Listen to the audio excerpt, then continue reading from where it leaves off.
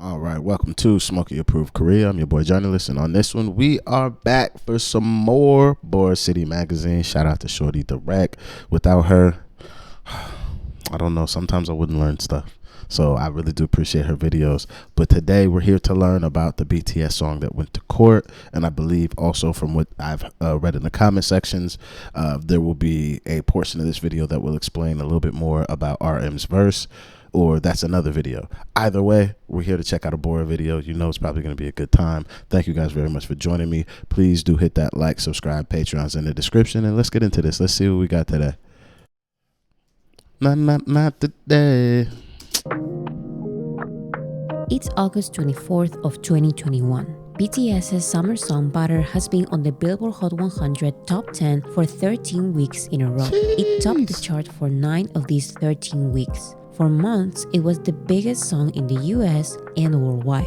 The music video broke multiple Guinness World Records that remain unbroken today. For BTS's fandom army, it's all celebration. When suddenly, the documents of a court filing related to Butter spread on social media. American rapper Megan Thee Stallion submitted a petition in Harris County, Texas against her record label 1501 Certified Entertainment. Its CEO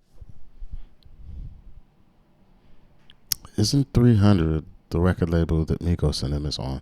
Technically, isn't her contract owned by BTS and them man now? If BTS owns 300 because of Scooter Braun and his thing that they did, isn't she in a roundabout way? Her paperwork is on their table now.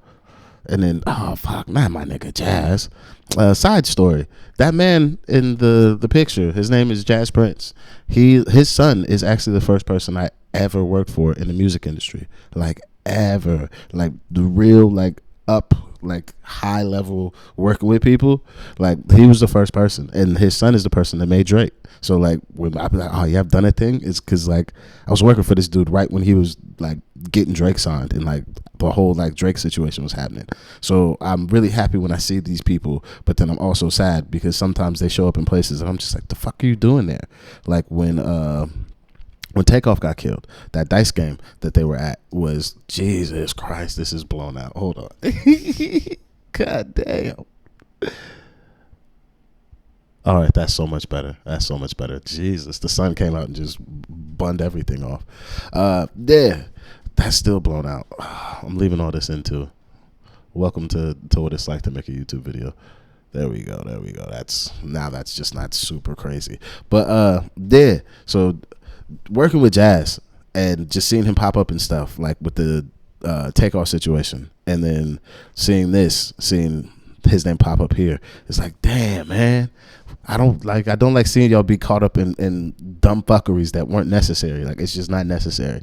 But yeah, that's just a little tidbit about me. So damn it, somebody I know is caught up in causing bullshit and fuckery. I don't know who the fuck Crawford is, though. I have no idea who that man is. For Crawford, his partner James Prince, and distributor 300 Entertainment. Crawford, his partner James Prince, and distributor 300 Entertainment, alleging that they are all preventing her from releasing a remix of BTS's song Butter. This collaboration was set to be released in only a couple of days, on August 27th, so Megan was seeking emergency relief from the court. In the court filing, Megan claimed that her legal team, along with BTS's legal team, have tried without success to work with 1501, only to be extorted in return. This court filing is how Megan Thee Stallion fans and BTS fans learn about the existence of a collaboration that may not even be released. That's how I heard about it too. But all of this conflict starts in 2020. Stallion first sued in February of this year, claiming 1501 was unfairly trying to keep her locked into a record deal. In September of 2019, Megan Thee Stallion signed a management deal with Roc Nation, founded by Jay-Z. With Roc Nation as management, Megan confirmed the concerns she had about the contract she previously signed with record label 1501 Certified Entertainment. Because of the circumstances in which she signed the contract and the terms of the contract, Megan asked 1501 to renegotiate. She explained on Instagram Live that she had no plans of leaving 1501. She just wanted to revisit the terms of the contract she signed when she was young and naive. And that's exactly where I'm going to jump in. Fuck that noise. That young and naive bullshit. No. No, no, no, no. You get what the fuck you negotiate for. And this is something that I see a lot of artists do. When you sign that contract, you were fucking nobody. And now, 2 albums, 1 album, 4 or 5 singles later, we've made you into a fucking star, and you see the kind of money that we make is the label or the production company or whatever it may be. You see the money that is coming in and how much you are recouping off of that, and you don't feel that at the status that you have risen to, that is a fair cut anymore, because now you're Meg the Stallion, you're Miss you're all this shit. So I don't ever like this part of it, because it's just not right, because it disparages the business of the music that we are entering in, because you only have the leverage to negotiate now because I turned you into a fucking star. But now you want to take the money that I knew was going to be there when I made you into a fucking star. And this is why I say you get what you negotiate for. Give you an example. If, say, I'm a record label, and any of you guys out there watching this, you're the artist I want to sign, and I put on the table a deal for, let's say it's $3 million. You should know how the business works when you're looking at a $3 million contract. I, as a business, stand to at least make $6 to $9 million off of that contract, bare minimum, if I plan on giving you 3.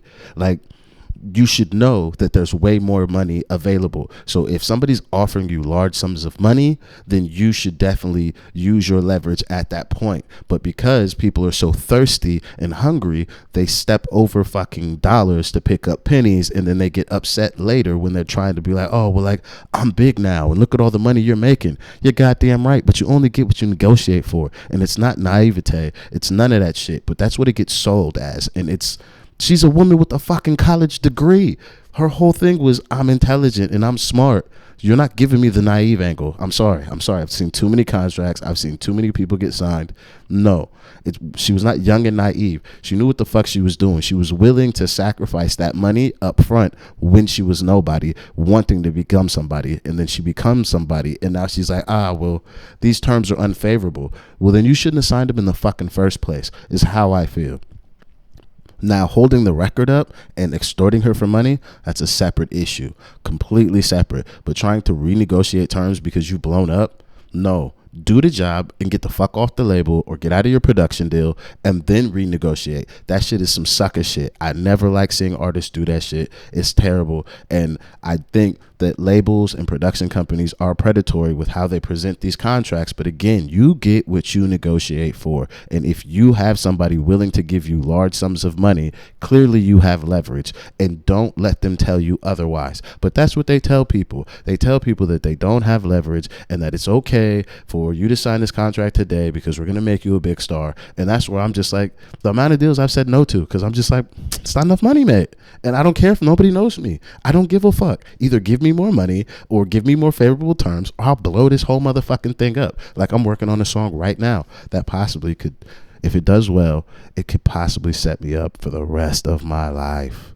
But I will blow that entire fucking song up if the people I'm working with on that song don't get their shit together. And that'll blow that shit up. If we take it to a label and they're like, we want this, if it's not favorable, I'll blow it all up, and I will continue to stay as a no fucking body because I know what it is worth. And that's why I'm not allowing this shit. No. But 1501's CEO and founder Cole Crawford apparently saw the management deal with Roc Nation and the renegotiation request as unloyalty. He posted a picture of This is very disloyal. You went and signed you signed an artist management deal while being on a production deal with one of the biggest artist management companies in the fucking industry. And it's headed by one of the biggest artists of our generation or of all time. And you want to be like, oh, I'm just looking out for me, and you are. And you should do that as an artist. But it is a very disloyal move. Of himself and his partner James Prince on Instagram with the caption, "At a time when loyalty is at an all-time low, it's nice to be linked with James Prince, who is steady teaching me how to move in this cutthroat industry. And I know that terrifies some, especially the ones who double cross me." You know, I'm always fair and balanced. This is bullshit. If you were working with Jay Prince, You are not only learning how to become one of the most predatory music managers or businessmen in the industry, but the loyalty that you get sometimes working with the princes is due to how much they have strong armed you into a contract. Like, no. You're a dickhead as well. This industry is cutthroat because of people like Jay Prince, not because the industry is just typically that way. Fuck that shit. Hashtag payback is a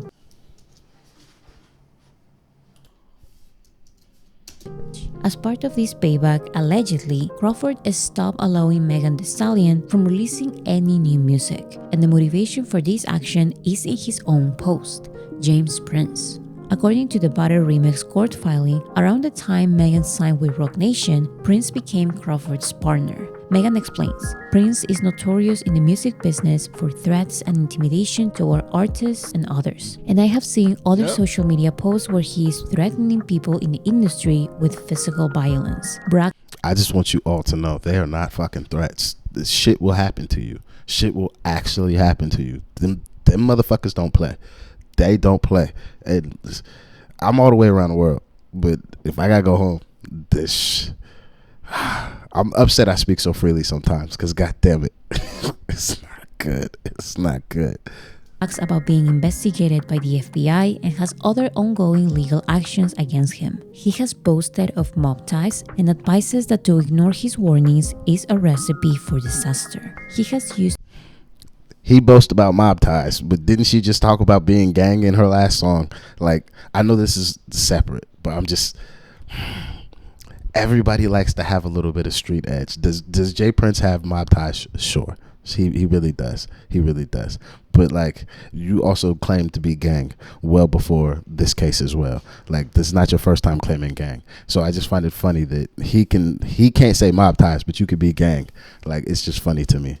And advises that to ignore his warnings is a recipe for disaster. He has used social media to distort and negatively impact my reputation. Crawford and Prince have engaged in numerous efforts to intimidate me after bringing my concerns about the contract to their attention. After months of tension between Megan and Crawford and Prince, Megan sues her label 1501 on March 2nd. She asked the court to help greenlight the release of her album, which 1501 was not allowing her to release, and she also asked for at least $1 million and the termination of her contract with 1501, claiming that the label has engaged in fraud, breach of contract, negligent misrepresentation, and other violations of civil law.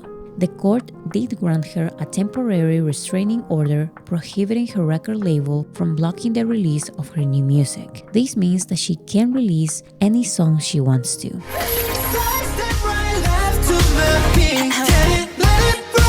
So, on June 23, 2021, BTS's team sends an email to Megan Thee Stallion's team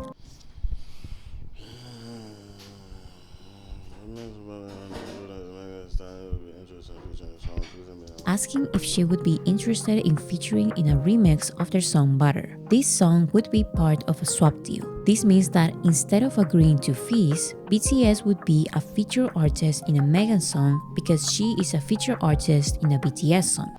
And this is why I will not pay a nigga for a feature ever in motherfucking life. We can either do swapsies and we can eat together, or you can suck a dick. Because this is actually what happens in the industry. All this money that these people can generate, they still work with each other for fucking free. So don't talk to me about I need to pay my man any goddamn thing. Thank you so much, G. I'm not about to fucking pay you shit when these niggas out here work for free. Like, no, you got me fucked up. These plus royalties. Megan accepted the deal and recorded her verse on July 8th. On July 12th, Megan sent a request for clearance to release the remix to her label 1501 and her distributor 300. 1501 responded that they were not approving the release until they listened to the track. So distributor 300 immediately sent the song to 1501 for review. On July 14th, 1501 responded on an email. 1501 will grant a waiver for Megan's appearance on this track for a fee of $100,000, subject to Megan's confirmation that this fee is to be retained entirely by 1501. Megan will not participate in it. In other words, them niggas greedy. You want the whole 100,000? Wow. No, I want the 100,000. Then what's the split on the contract? Her contract's probably gonna be she's in the 360 for sure. She's in the 360. So you want to keep 100,000 of my shit. Plus you want to take fucking 50% of what this bitch gonna make on the back end, and I don't make nothing. Yeah, these niggas is predators. Fuck these niggas. That's fucked up. Megan's label has to receive $100,000 to allow Megan to release the song, but none of that money will go to Megan. It will be entirely retained by 1501. The court filing says, in essence, 1501, Crawford, and Prince are extorting Megan by threatening to harm her career by refusing to release the Butter remix unless 1501 is paid money at Megan's expense, and for which they are not entitled to. Megan and BTS's legal teams, again, they are entitled because she's in a 50-50 deal. Just assuming that she has a 360 deal where if there's a dollar made, she get 50 cents, we get 50 cents. But to say that you retain the whole 100,000 and then you gonna get 50% of my shit on the back end, that's where it becomes extortion. Like, that's where it's just like, you niggas is dickheads. were willing to continue discussions on the agreement, but the only response they got from 1501 was a vague email saying that this collaboration will not be good for her career. The email sent on July 29th said, based on 1501's review of the track, they do not believe that this feature with BTS is good for her career as a recording artist, and so are not approving this. This is when Megan is forced to seek emergency relief from the court. Megan's petition said that the defendant's conduct blatantly violates an already existing temporary restraining order which the court previously granted. Megan is supposed to be able to release any new music she wants. Megan also explained in the petition that this collaboration will not only expand her fanbase in the United States and internationally, but not doing so or delaying the scheduled debut date will result in irreparable damage in her reputation, her career, and her prospective business relationships with BTS and other recording artists in the music industry. It's so funny that the song I'm working on myself is the exact same situation, but I got it all done for fucking free. But due to trying to be a good friend and make sure that everybody else like eats on the song and people win and get their kind of like comeuppance in the song coming out, I have in a very big way fucked up the relationship with the person that I've done the song with because it's taken so fucking long to come out. So now it's harder for me to get more music done with this person. And now the, we'll say, push in the market that I'm currently staying in would have gone a lot better. But now it's like, who the fuck's gonna care? So I do see all of her issues. I just have to play the devil's advocate one more time because they don't know who BTS really is. I promise you, them two men don't really give a fuck about what's happening outside of America. I can see from their perspective because I would have had the same perspective without doing the due diligence of looking into their music and really finding out what the possibilities are. I probably would have made the same decision. Fuck them boys. It ain't gonna do shit for you here. And like, you do really well in America, but you still not like the super it girl that we want you to be. And because we're on that trajectory, I don't really give a fuck. So fuck this song and whatever possibilities you think it may have. However, we all know that's fucking stupid and it's wrong, but I can see their side of it. Imagine going so far in the production process of a song, recording, editing, and negotiating for months, only for your own label to not allow you to release the song unless the feature artist or you pay your own label $100,000 for permission. Ay, it's the hot girl. I just would like, it's not Bora. She's stating the facts of the thing. So when I say this, it's not about Bora's point. It's more so how they're framing these things is, it's kind of intellectually dishonest to do it like that, because getting that fee is quite typical in the music industry to get paid to do a song, especially when you are a big name artist. And yes, I prefer the swaps. That's how it should be. That's the only thing that I'm willing to do. However, Retaining the entire 100,000 is where it becomes it's no longer standard. It's super predatory doing it that way. But that 100,000, that's a normal number. Honestly, that's a very normal number for an artist of her caliber and size at the time. But them keeping all the money and being like, we're not letting you put the song out until we get the money so we can keep it all, that's where it becomes weird. But if they had been like, yo, we want the 100,000 and we're gonna split the bag, then maybe that might have been a little bit more palatable. But to say you're gonna keep it all is just crazy work. Like, Jesus Christ. Girl coach and BTS. Smooth like butter. Fortunately, BTS and their legal team stood with Megan from the beginning and fought alongside her to make the remix possible. Soon after the Butter court filing was reported by the media, another restraining order was approved in favor of Megan, and she was cleared to release the Butter remix on time. Thanks to this collaboration, BTS's Butter returned to the #1 position. And although the Butter original version with only BTS outstreamed the collaboration, BTS made sure to credit Megan for helping the song top the charts once again. The BTS members then released a brand new choreography for the remix. Let's learn a thing about the music industry.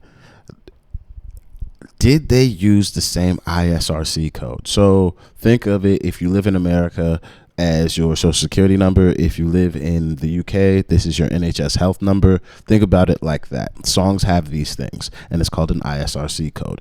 That ISRC code, if done the right way, we can take the numbers and turn essentially it's like steroids. I will use the same ISRC code from the original Butter song for the remix. So when that remix generates any numbers, those numbers get attributed up to the other song. Do they get their own individual numbers? Yes. Like that song will do whatever it does, but those numbers also waterfall, or they help boost the original song. I wonder if they did it that way, or just the hoopla of Megan getting on the song and everything got more focused back on the original, and it just did its own thing, and it has its own separate ISRC code. But that's something you can only know if you actually handle the back end management of somebody else's song. But I wonder if that's how they did it and why they credit her that way, because if they used the same ISRC code and then they credited her, that's really dope. But if they did it two separate songs and it was just the other thing, it's still really dope. I'm so curious on how they did it. I would love to know. So smooth like the car I ride. Even your best party planner couldn't catch this vibe. Megan Thee Stallion joins BTS in their concert in Los Angeles.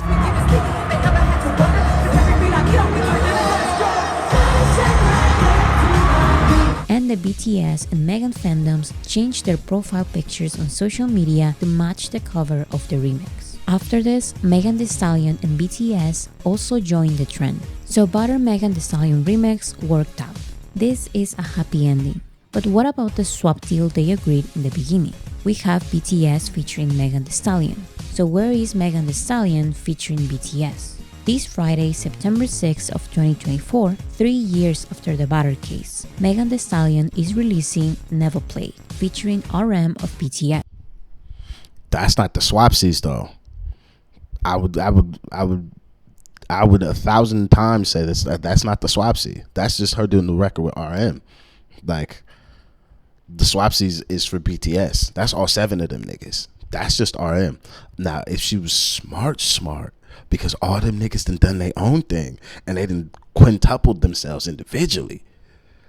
I want one from every one of you motherfuckers individually, and then give me one from the whole crew. And if we're so cool, I think I could do that. That would be like a master stroke of how to finesse a swapsy, especially with a group with this many people in it that all individually have great careers on their own. Meg featuring Jin, Meg featuring Jimin, my little nigga, Sugar, J-Hope, RM. Fuck, that would be class as fuck. And then they do a whole one together, and then just because they do this type of shit, drop all of the features plus the Butter joint plus the other one that they do all together for her record. Drop that shit as like an EP or like a compilation. Oh, we could rinse this motherfucker so much. Yes. This is a song that RM pre-recorded before going to the military, that Megan describes as fun, loud, amazing, and one of her favorite RM verses Very she's accurate. heard. The Very fandoms accurate. are matching layouts again, so there's a lot of excitement. And I cannot wait to listen to this song live after BTS reunites in 2025. Hotter, sweeter, cooler, butter. Get it, let it roll. All right. Yeah, this was fun actually. This was fun. I forget before I started making music like professionally for myself how much time I really spent like managing people or like just doing stuff in the music industry until I start going over this video board. I'm just like, no, put that hat back on. The fuckery commences. I'm so happy that I've decided to like work professionally in the industry for myself and like make music I want to, because there's so much that I've forgotten actually happens in just people being dickheads and just predators in the industry now that like I'm outside of America trying to work, we'll say like in a global market or just like in a completely different industry. Well, not a completely different industry, but a completely different market than I would have access to back home. And it's refreshing to see that like I've kind of made the right choice for myself and my own like mental well-being, because I look back at a lot of the times I spent doing work with some of these people and I'm just like, I really was very happy and could see the career trajectory I was on, but some of the things that I would have to do or some of the things that I've seen, like I've seen a grown man cry because he's lost 20% of it, like not even 20%. They left him 10% of a record that he wrote the whole thing for, but because the artist it was going to was just like, I don't give a fuck who you are. You could either take that 10% or you'll get fucking nothing. And bro was like, I just wrote one of the biggest songs for fucking Lil Wayne of his career, and I'm just watching this nigga cry because he's just getting rinsed for the record, and there's nothing he can do. He can either accept it or not. And at the time, I was just like, fuck you crying for, just take the 10%. But like looking back and then like how I see things now, I'm just like, that's so sad. And like there's no need to do business like that, especially when making music. Like you don't have to do people like that. And I'm so happy that I myself personally have never done anybody dirty on a song at all, that I can not that I'd have trouble sleeping, but like I don't have like these skeletons in my closet or any of these like fucked up backstories. And I'm very happy I don't have them, because fuck, it really breaks people. And I'm very happy that like Meg has won her thing and has like moved on and all these other things. But it's just like, fuck, the music industry can be a terrible fucking place. And I'm so happy that I'm not having to work within it under the same guides as I did before. But it has definitely prepared me to be I have the tools and the weaponry that if I'm in these meetings or I'm getting the advancement that I'm currently seeing in my career, I better know how to handle it and what is before me. Unlike if I had have taken a deal back when I was 21 when I was offered, or deals I was offered at 25, because I'd probably be strung out on drugs somewhere, or just like in a really shit deal, just so unhappy like so many artists are. And I may be a nobody trying to make my way again, but it's so much more fun and so much more fulfilling, even though I do get frustrated sometimes. But yeah, this was a fun video. Thank you guys very much for joining me. Shout out to Meg, shout out to Boris, shout out to RM, shout out to the gang. Drop a 7 in the comments, and I'll see you guys on the next one. I'm out of here. Peace.